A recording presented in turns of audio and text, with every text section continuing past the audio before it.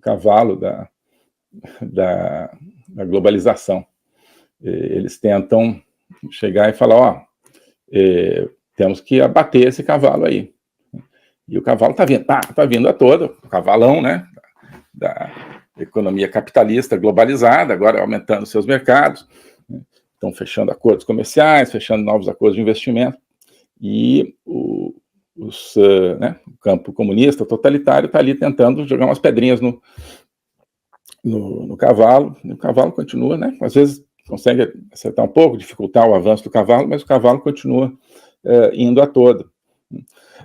Até que chega, né, o Michael Hart e Antônio Negri, principalmente o Negri, né, acho que ele é o cara mais sênior aí dos dois, enfim, sem nenhum demérito ao Hart, mas ele fala, não, peraí, vamos montar nesse cavalo, eles não têm mais cavaleiro, é verdade, eles não têm mais cavaleiro, né? Eles dispensaram o cavaleiro, o cavaleiro ocidental, aqueles velhos valores, né, estava lá, desempregado, quem mandava ali no Ocidente achava que não precisava mais, que tinha sido, né, um combate, na verdade, onde quem tinha vencido era o cavalo ocidental. O cavaleiro era simplesmente um incômodo.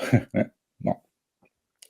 E, então, o Império de Hart e Negri é isso. Tipo, vamos tomar esse cavalo, vamos montar esse cavalo. O cavalo está aí à disposição. Né? Não vamos tentar aqui criar um outro cavalo, porque a gente já sabe, a gente não sabe criar cavalo, né? Cavalo no lado totalitário vira pangaré, eles não sabem criar cavalo bonito, cavalo forte. Então, também não vamos ficar tentando destruir esse cavalo, não, depois a gente vê como é que a gente faz, mas vamos montar o cavalo, e é isso que isso vai acontecer, isso que vai acontecer, transformar, então, numa arma aquele instrumento, tá certo? Bem, vamos comentar aqui algumas coisas do livro. Então, logo na introdução, no prefácio, na verdade, eu marquei aqui umas coisinhas para a gente comentar, tá certo?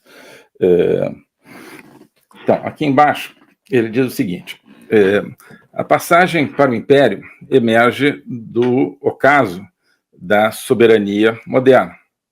Em contraste com o imperialismo, o Império, né, essa globalização, esse cavalo da globalização, não estabelece um centro territorial de poder, né, e não depende de fronteiras ou barreiras fixas.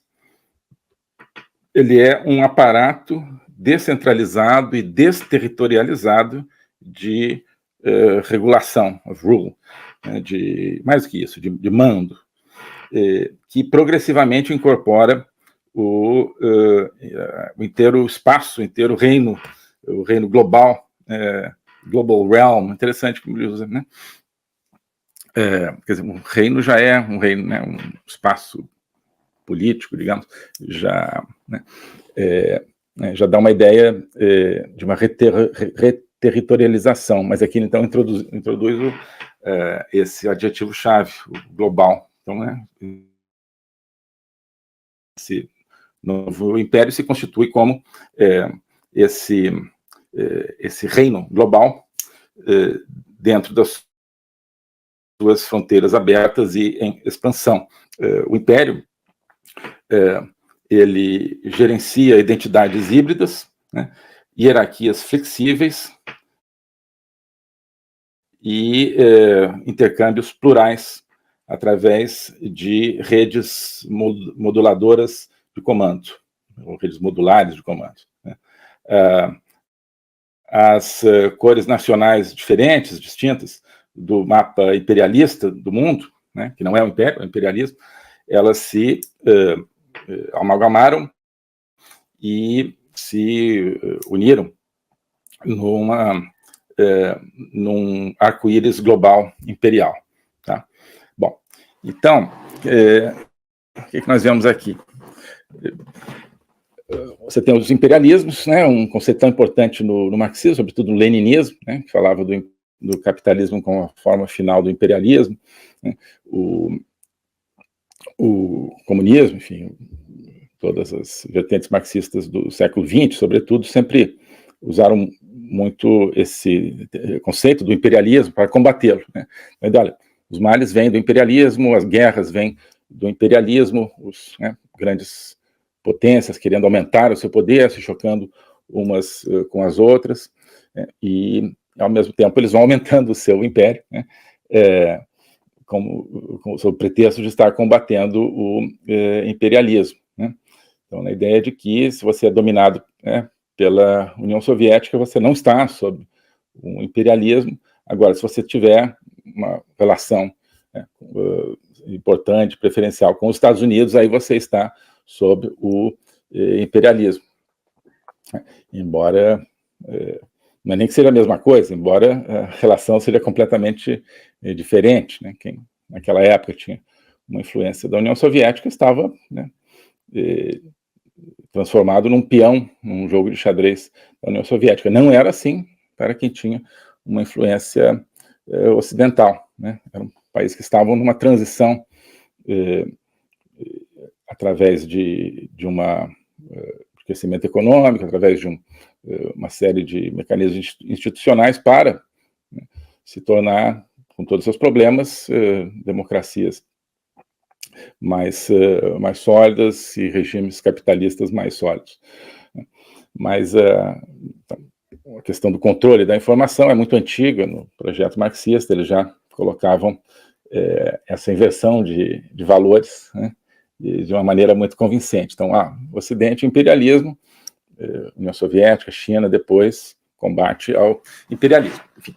Mas então ele está dizendo, olha, não é mais isso. Vocês estão vendo aí, vocês, pessoal, que ainda estão aí jogando pedra no cavalo da globalização, vocês estão vendo errado, vocês estão achando que isso é um sucessor, é uma continuação desses imperialismos que o marxismo dizia combater e que eram úteis para esse combate, né?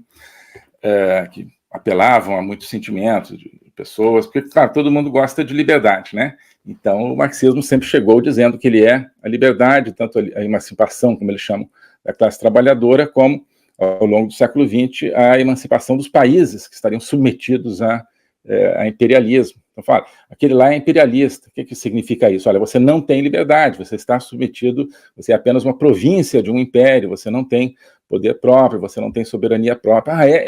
Então fica conosco, torne-se comunista e você vai ter liberdade frente a esse império. Pô, beleza, vou me tornar comunista para ter liberdade. Claro, você cai no alçapão. Enfim. Mas aí eles estão dizendo, não, Hart e Negri aqui estão dizendo, não é mais assim. Essa estrutura de poder mudou, né? Isso não é o imperialismo clássico, isso é o império, né? Não é o império americano. Muita gente que olha para, no começo, que olhava para esse livro, fala assim, império, deve estar falando do imperialismo americano. Fala, não, é isso mesmo, tem que combater o imperialismo americano. As pessoas ainda identificavam a globalização dos anos 90 como uma espécie de imperialismo americano. E uma das grandes sacadas do Hart e Negri é justamente isso, a globalização não é um imperialismo americano. Ela não é uma nova ordem global centrada nos Estados Unidos. Os Estados Unidos não é mais o centro, não tem centro, né? Eles viram que, olha, o que essa ordem estava produzindo? Não estava produzindo mais poder para os Estados Unidos, né? Ela estava justamente diluindo o poder dos Estados Unidos. Ela não está produzindo mais poder para os europeus, ela está diluindo também o poder dos estados europeus. Você tem países aí agindo, né, como, digamos, regentes de uma nova orquestra mundial, mas essa orquestra, eles não estão regendo nada, está cada um tocando a sua música, e essa música está fazendo um concerto que não é o concerto americano, né? O mundo não era dominado a partir de Washington, eles já estavam percebendo isso muito claramente. Então, esse império não são os Estados Unidos. E ele diz, então, esse império, ele não estabelece um centro territorial de poder, né, e não depende de fronteiras ou barreiras fixas, né? Então, todos os impérios, né, na história, e esses impérios dos imperialismos, contra os quais, teoricamente, o marxismo, ao longo do século XX, combatia, tinham, claro, sempre um centro territorial. Então, claro, Império Britânico, Ilhas Britânicas, Império Francês, França, obviamente, assim por diante, né? Então, o Império Americano, se existisse, teria um centro, obviamente, nos Estados Unidos, né? E ele diz, olha, eles não têm fronteiras, quer dizer, não é só que eles não têm uma base territorial, eles não têm fronteiras, não têm barreiras, ou seja, eles não têm uma identidade. Esse império, ele não tem uma identidade, né? Ele não tem um desenho facilmente reconhecível. Ele não diz, olha, eu sou isso e não sou aquilo. Ele não tem uma característica sólida. Ele é fluido. Basicamente é isso que eu acho que ele quer dizer eles querem dizer com não ter barreiras ou fronteiras fixas, né?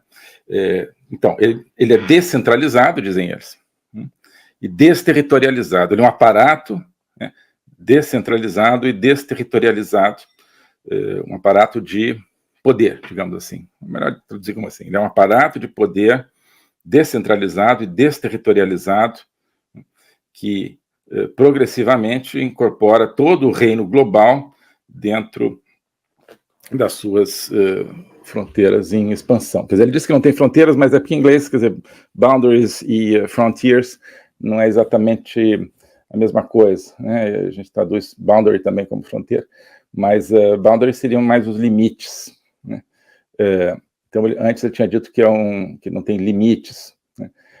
E as fronteiras que ele tem também não são fronteiras geográficas, são fronteiras de outra forma em expansão, quer dizer, ele vai conquistando não só mais territórios, mas ele vai conquistando novas áreas da vida humana, colocando-as sob o seu manto, sob o seu controle, esse império.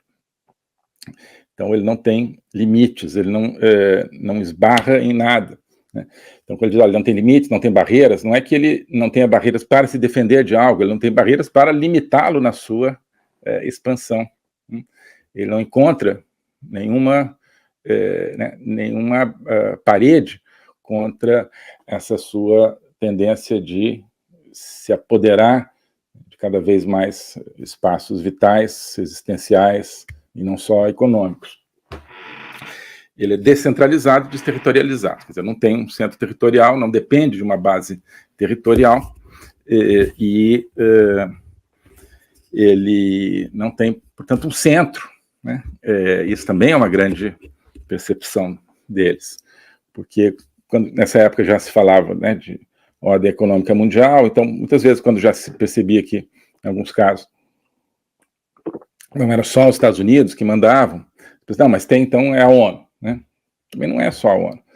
Então é o Clube Bilderberg, as pessoas que se reúnem anualmente no Clube Bilderberg. Não, também não é, né? Também não é um centro que chega lá todo ano, todo mundo programa, vamos fazer isso aqui, ano que vem a gente se encontra. Também não é isso. É descentralizado, né?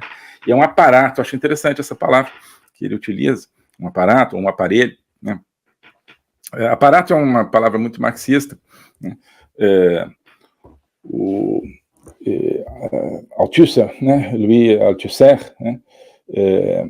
Grande marxista, enfim, importante marxista francês dos anos 50, 60, ele, acho que não foi o primeiro a usar a palavra aparato, mas ele se notabilizou pelo uso dessa palavra, sobretudo no conceito do aparato ideológico de poder. Althusser, de certa forma, é um precursor de Hardt e Negri aqui nesse marxismo do século XXI, quando ele diz, olha, começa a dizer, o importante não é só, e não principalmente, no funcionamento das sociedades capitalistas, o fato de que a chamada burguesia controla a polícia, controla o exército, controla, enfim, o direito econômico, controla as relações trabalhistas, não. Então, o mais importante é o fato de que ela controla o aparato ideológico de poder. que é o conjunto da comunicação, de certa forma, né? Do ensino, da comunicação, da informação. Ele já percebe que uma grande fonte de poder está aí, nesse aparato ideológico, ou seja, o aparelho que introduz a ideologia no funcionamento da sociedade, o aparato que tem as escolas, as universidades, a imprensa. Althusser já identifica isso no texto dele sobre ideologia, que acho que é de 60 e poucos. Então, acho que a palavra aparato é interessante eles usarem nesse contexto. Quer dizer, tem aqui um aparato de poder, apparatus of rule, que é descentralizado e desterritorializado. Então, o uso dessa palavra já nos leva para o campo, portanto, não de um poder explícito e concretizado em textos, em normas, em entidades, em instituições, não. É o campo de um poder concretizado e mais fluido, né? Um poder, digamos assim, que chove né, de maneira mais... não é um poder que é, digamos, uma corrente central, é um poder que, por isso que eu comparei essa ideia de uma chuva, né? Um poder que se distribui de uma maneira mais orgânica, muito mais difícil de apreender também, né? E que o faz numa dimensão da ideia e do discurso, e não numa dimensão da economia e do direito. Tá? Então, quando você apela para esse conceito de aparato, acho que está fazendo uma referência a isso. Então, o império ele é um aparato de poder descentralizado. Então, um aparato também, ele é talvez diferente de um aparelho, né? Porque um aparelho ele é facilmente montável, identificável, manejável. O aparato já no fundo, ele é um conjunto de aparelhos e um conjunto de pessoas, um conjunto de entidades, de ideias, que funciona em vários níveis, com várias linhas de força. Não é, portanto, um sisteminha fechado, onde você facilmente aperta um botão aqui e acontece uma coisa ali. Não, o aparato é um conjunto bem mais complexo de várias entidades e pessoas participantes, né? Que progressivamente, segundo ele, está incorporando todo o reino global. Também é interessante que ele use aqui essa palavra global, né? Porque o global é diferente do mundial. Isso eu tenho falado bastante, isso eu falei, aliás, na minha intervenção lá em Madrid, e converso bastante sobre isso com o pessoal do curso. Então, aliás, fazer então aqui um pequeno intervalo. Quem quiser conhecer o meu curso de logopolítica, a gente justamente fala sobre isso tudo, sobre o aparato que realmente está assumindo poder no nosso mundo, que é um aparato descentralizado e não restrito e não fixado principalmente na economia ou no explícito exercício da política, mas sim no discurso, no controle muito mais sutil do pensamento e da expressão das pessoas. E uma coisa que eu falo no curso muito é sobre a diferença entre o mundial e o global, né? Sobre o conceito de mundo e de globo, ou de globalidade, digamos assim. O mundo, ele dá uma ideia de individualidade, dá uma ideia de algo que não é apenas espacial, que é algo que é existencial. Né? World, também em inglês e nas línguas germânicas, é muito ilustrativo nesse sentido. Essa palavra world provém de ver e alt, que é a idade do homem. Né? Ver, nas línguas germânicas, é parente do latim vir, que significa homem, né? Você tem virilidade, por exemplo, né? É alt, algo assim, não sei como é que se pronunciava exatamente, mas dá uma ideia de idade, como o alemão até hoje se diz alt, né, para dizer velho ou idade. Então, mais idade do que velho. Então, é o seguinte: o que é mundo? Mundo é a idade de um homem, é o espaço de vida de uma pessoa. Isso aqui é o mundo. Não é uma rocha que gira em torno do Sol. Não. Né? É algo muito menor, ao mesmo tempo muito maior, né? Muito mais indefinível, que é a experiência de vida de uma pessoa. Isso aqui é o mundo. E depois, por extensão, isso passa a significar a experiência de vida de todo mundo, né? Já usando aqui de novo a palavra mundo. A experiência de vida de todo mundo que tem uma experiência humana. É curioso que em francês a palavra monde, ela de certa forma pode significar gente, né? Então, nós fomos lá e tal, e havia beaucoup de monde, tinha muita gente, né? Beaucoup de monde, em francês significa muita gente, né? Muito mundo, né? Acho que se usa mais no sentido positivo, né? Quando tem muita gente. Quando não tem muita gente, não se usa tanto. Il y avait pas de monde, acho que não tanto. Mas beaucoup de monde, né? Beaucoup de monde ont assisté ao filme, né? Então, muita gente assistiu aquele filme.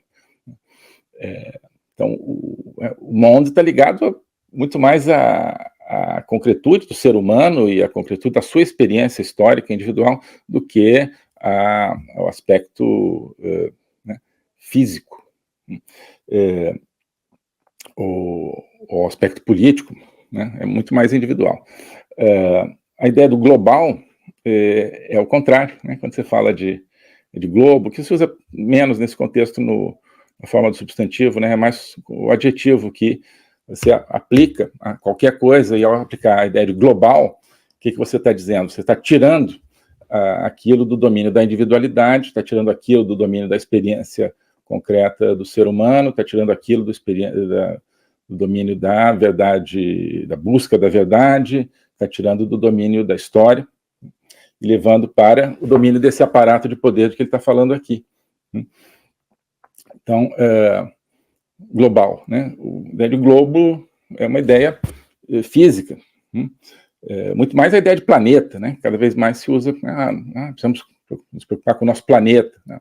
Também precisamos nos preocupar com o nosso mundo, né? E o planeta Terra é um dos aspectos do mundo, tá? Né? As pessoas que estão aqui estão vivendo no planeta Terra, mas os nossos mundos, né, individuais, nós falamos, né, do nosso mundo interior também, em português, em outras línguas, né? Não falamos do nosso globo interior, né, do nosso planeta interior. Mas então, quando você fala de globo ou de planeta, obviamente é uma concretização física, né? É uma redução, né, de toda essa complexidade da vida humana a apenas o aspecto físico de qual é a plataforma sobre a qual nós vivemos a nossa experiência, mas você já perdeu esse caráter, essa riqueza toda da experiência que está no conceito de mundo. Mas no conceito de globo é pior ainda, porque ele é fluido, né? Ele parte de uma materialidade, uma fisicalidade, tem um globo, né, uma esfera, mas ele serve a algo mais, ele serve para esvaziar tudo aquilo que é o indivíduo, tudo aquilo que é a experiência concreta, né? Então é um reino global, esse novo império. O globalismo existe, é uma coisa concreta. Ele é composto pelo Great Reset, do Fórum Econômico Mundial, pelo projeto hegemônico da China, pelo programa de manipulação e conquista da América do Sul pelo Foro de São Paulo e outros elementos. E esses elementos, eles atuam uns em benefício dos outros, sempre, principalmente através do controle da linguagem, porque o controle da linguagem é o controle do nosso pensamento. Então nós estamos tendo o nosso pensamento reprogramado, e essa reprogramação vai contra a nossa liberdade, vai contra a essência do ser humano. Isso é o globalismo. Com base nesse estudo, nessa experiência, é que eu criei o curso de Logopolítica. Toda semana eu dou aulas sobre geopolítica, literatura, filosofia, cultura de um modo geral, tudo isso em conjunto formando um espaço de conhecimento que eu denomino a logopolítica, para nós não apenas entendermos a ameaça do globalismo, mas podermos nos contrapor a ela. Se você quiser entrar nesse projeto, de conhecer o globalismo e enfrentar o globalismo, clique aqui